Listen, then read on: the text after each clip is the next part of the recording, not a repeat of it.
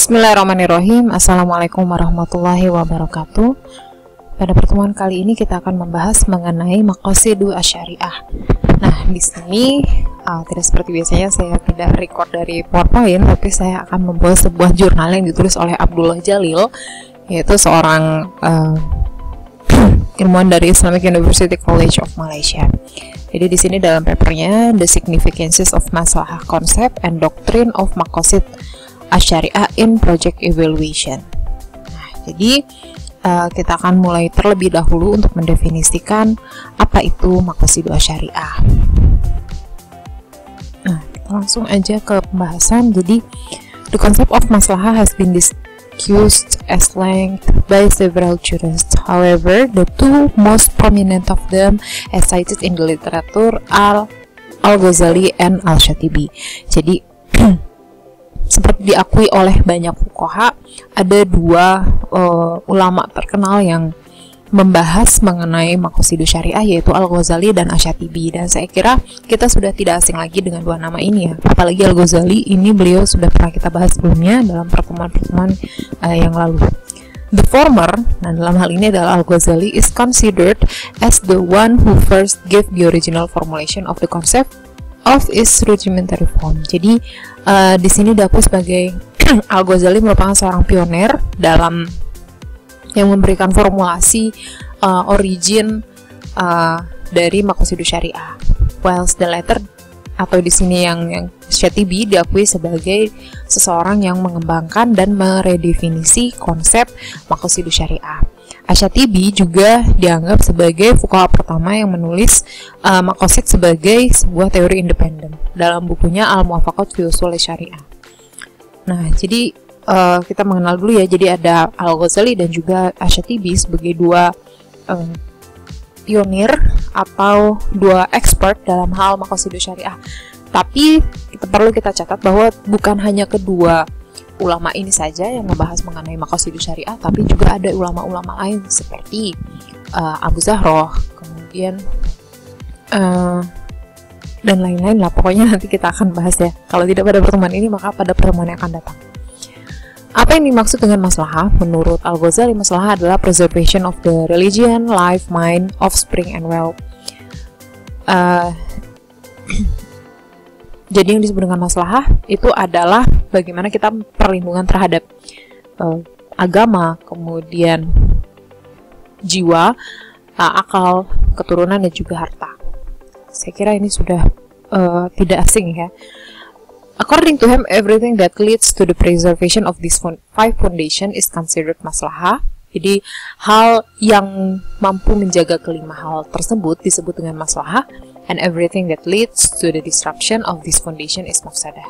Sebaliknya, semua hal yang merusak penjagaan dari lima hal tersebut, yaitu agama, jiwa, akal, keturunan, dan juga harta, itu disebut dengan mafsadah. Nah, kemudian kita langsung saja. Jadi ada tiga kategori maslahah. Jadi ada tiga kategori maslahah di sini. Yang pertama adalah daruriyat atau necessities.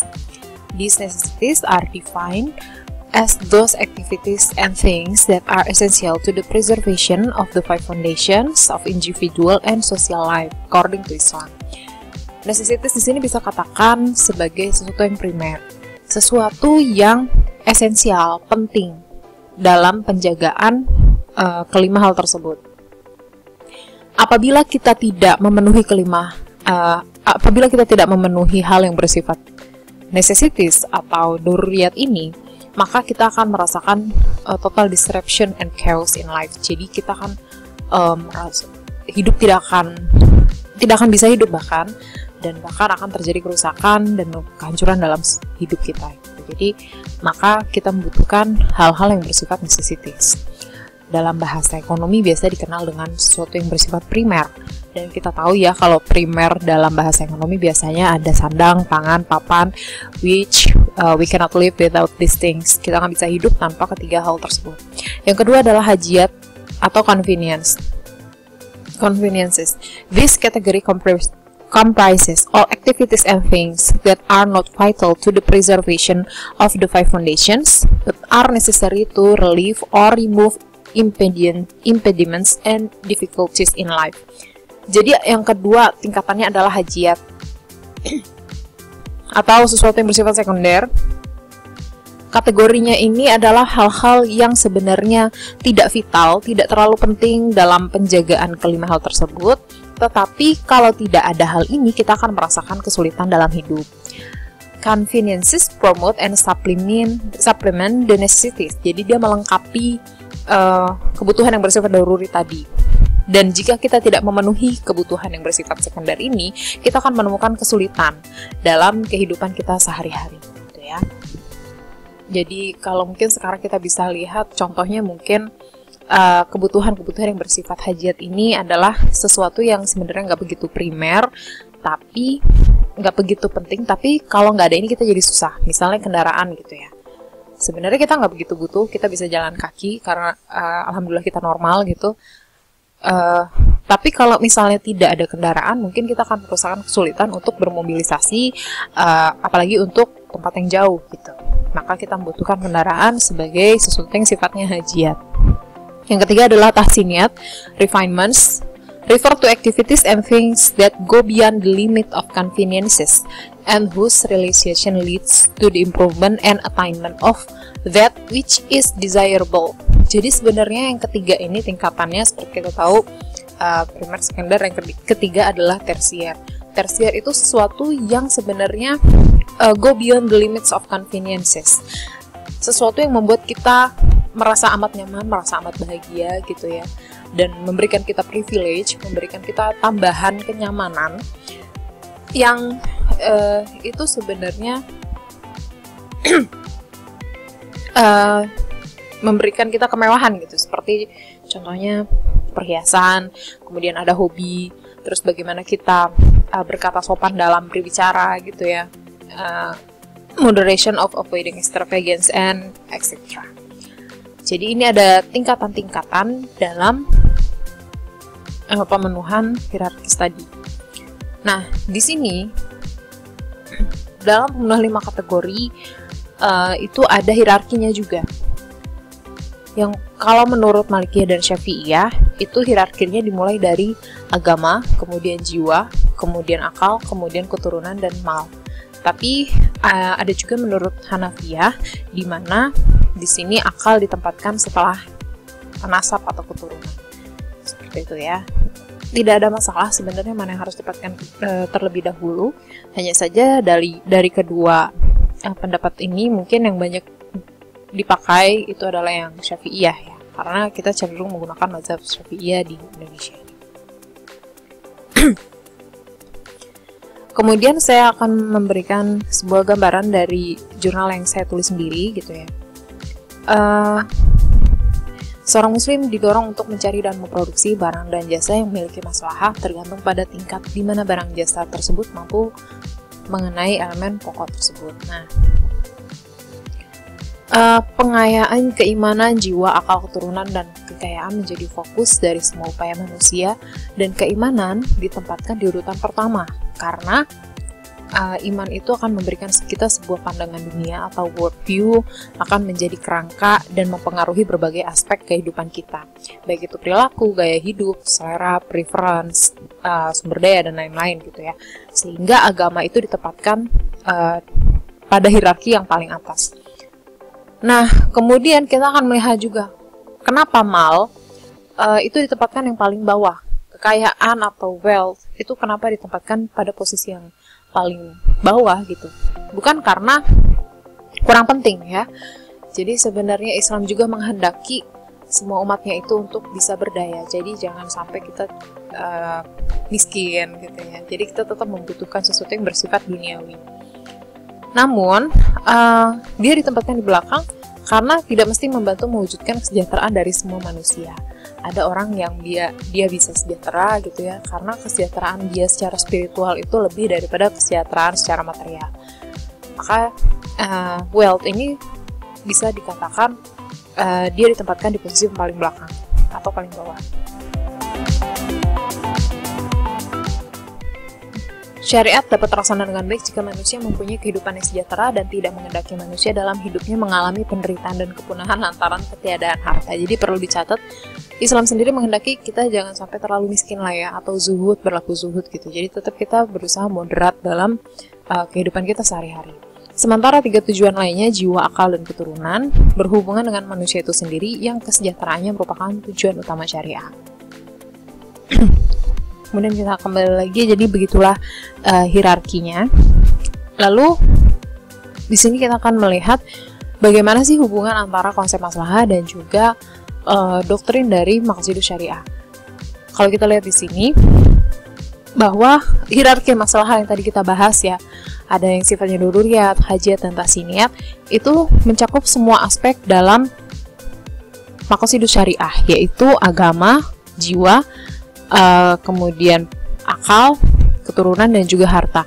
Artinya tidak hanya kebutuhan, tidak hanya maslahah daruriyah saja pada aspek religion aja, tapi pada semua aspek yang ada. Kita perlu ingat bahwa daruriyat itu artinya bring into existence and maintain.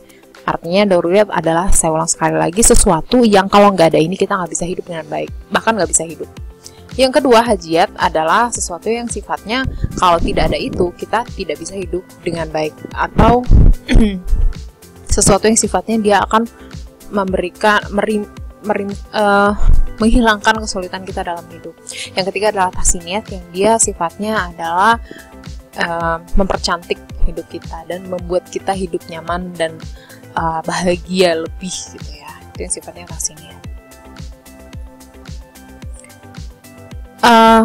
Kemudian di sini mungkin akan ada pembahasan lebih lanjut tentang proyek-proyek apa saja atau industri-industri apa saja yang mencakup dari ketiga hal tersebut atau ketiga konsep maslahah tersebut, yaitu daruriyat, hajat, dan tahsiniyat.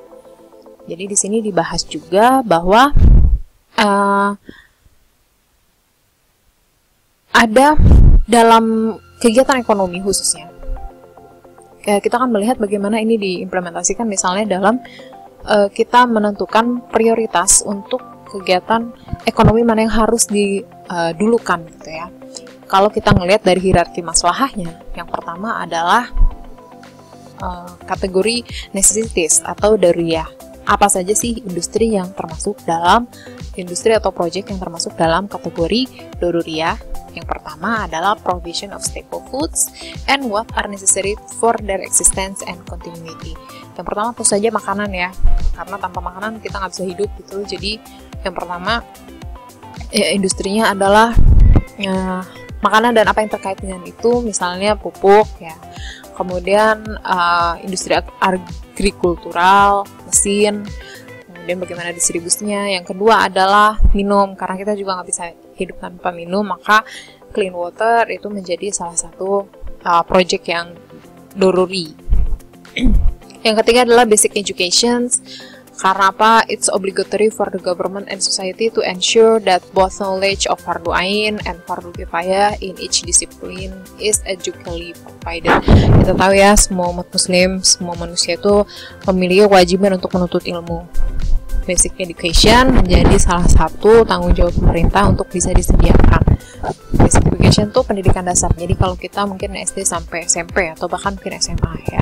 Jadi ini adalah yang termasuk doruri, yang harus disediakan oleh pemerintah kalau bisa bahkan dalam harga murah atau bahkan gratis.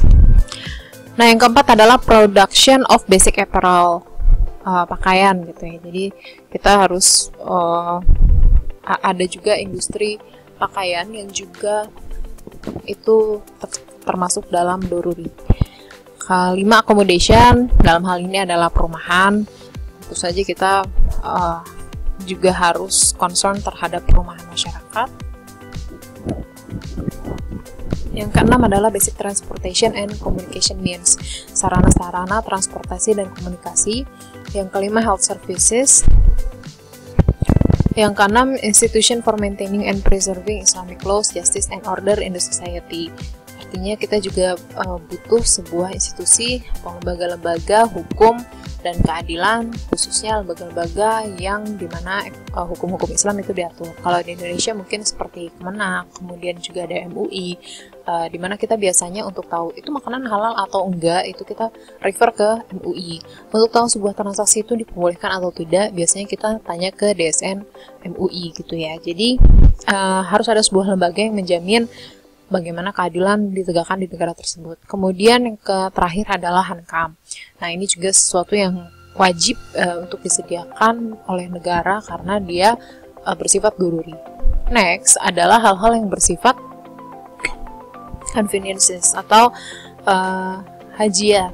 Hajiyah itu adalah sesuatu yang relief or remove impediments and hardships. Jadi kita gimana caranya menghilangkan kesulitan-kesulitan dalam hidup. Ada beberapa project di sini, misalnya promotion of physical education to strengthen the body and enhance one's health. Jadi bagaimana kita departemen kesehatan gitu ya. Kemudian mungkin edukasi tentang pendidikan kesehatan, kemudian tentang imunisasi, vaksinasi, vitamin dan lain-lain yang bisa mendukung kesehatan jiwa seseorang. Yang kedua adalah kesehatan badan ya, fisik maksudnya.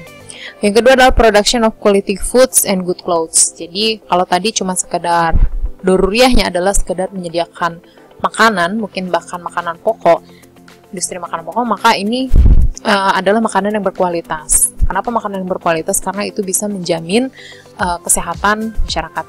Dan juga good clothes. Jadi tidak cuma sekedar baju ya yang melindungi diri, tapi juga yang menutup aurat dan lain-lain. Yang ketiga adalah comfortable houses and cars. Jadi kalau dari dorurinya tadi, yang penting ada rumah gitu ya, entah rumahnya di depan kandang kambing kayak gitu. Kalau dalam aspek necessities, aspek conveniences atau hajiyah, maka yang dibutuhkan adalah rumah yang cukup nyaman. Yang keempat adalah improvement in transportation and communications. Kalau dulu sebenarnya bisa naik bajai aja, tapi sekarang sampai ada Gojek yang memudahkan kita kemana-mana. Nah, itu adalah upaya-upaya untuk menghilangkan kesulitan-kesulitan dalam hidup. Yang terakhir adalah advancement in educational level. Jadi pendidikan tingkat tinggi. Refinement kategori atau pada kategori yang terakhir yaitu tersier, ada objects of enjoyment and ornamentation. Jadi kalau misalnya kita punya rumah, kita perbagus dengan adanya taman, dengan adanya bunga-bunga gitu ya, kita pakai parfum gitu, kita pakai perhiasan, itu termasuk sesuatu yang sifatnya tersier atau untuk kebahagiaan hidup aja gitu, tidak ada penting-pentingnya. Building and house decorations, recreation centers, landscaping, kemudian kita pergi rekreasi ke site-site wisata gitu. Nah, itu termasuk sesuatu yang sifatnya tersier. Nah, tapi kita juga harus hati-hati ya. Aspek yang signifikan dari konsep ini adalah bahwa kita harus menghindarkan diri dari namanya israf dan tabzir. Israf di sini dijelaskan hampir mirip dengan tabzir. Israf dan tabzir ini refers to the act of spending of investment in permissible activities but more than what is required. Sebenarnya kalau israf itu sesuatu yang boleh dilakukan baik itu dalam hal konsumsi maupun investasi, hanya saja dia berlebih-lebihannya dalam ukuran lebih dari apa yang dibutuhkan. Jadi kalau misalnya tadi dia punya untuk perhiasan gitu ya, bagaimana kadar seseorang itu bisa dikatakan tidak berlebih-lebihan ya, kita pakai secukupnya aja gitu kan. Kalau mau kondangan aja tidak dipakai setiap hari, mandi juga dipakai juga enggak gitu kan, dan enggak harus sampai berkilo-kilogram, cukup beberapa gram aja. Nah, itu yang disebut dengan tidak israf. Begitu juga dengan tabzir ya, hampir mirip, tapi di sini adalah any disbursement of unlawful or unjust deviable activities. Jadi kita di sini aktivitasnya sendiri itu sudah haram atau sudah tidak dibolehkan syariah, bukan tidak dibolehkan sih. Misalnya di sini adalah kita punya waktu 24 jam sehari, tapi kita gunakan lebih dari 10 jam untuk scroll Instagram. Nah, itu adalah contoh tabzir dalam hal waktu gitu ya.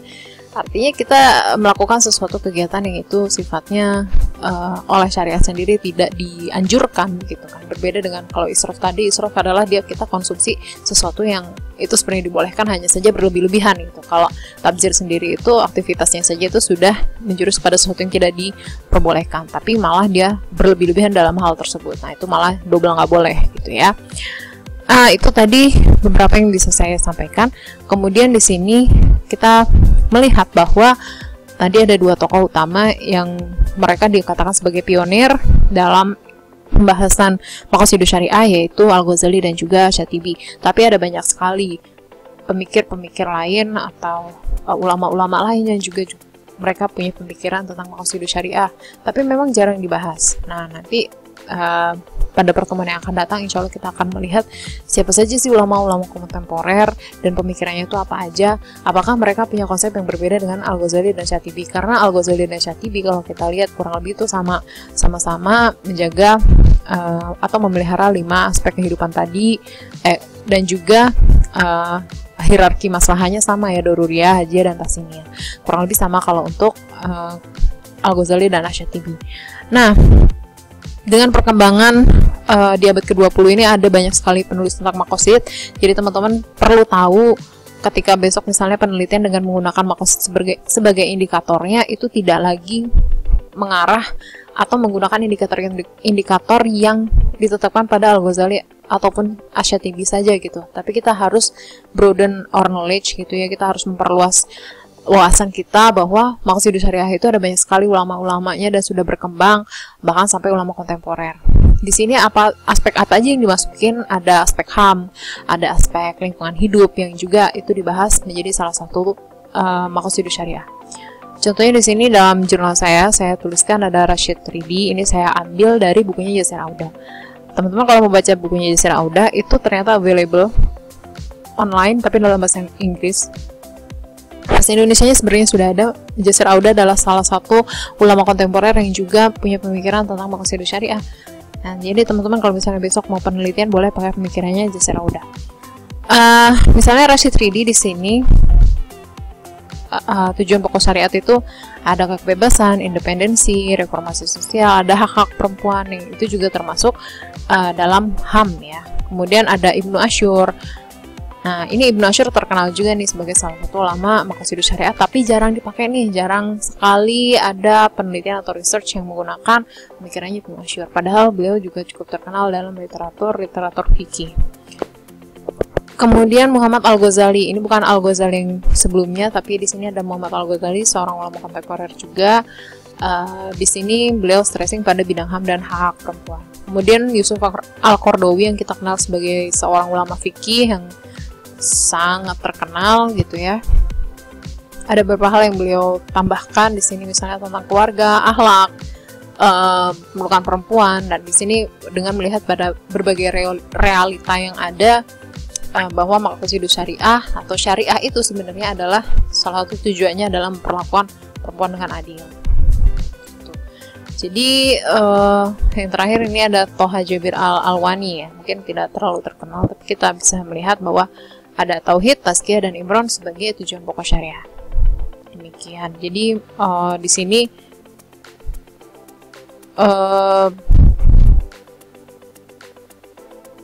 jadi maqasidus syariah saya simpulkan lagi, maqasid itu jamak dari maksud ya.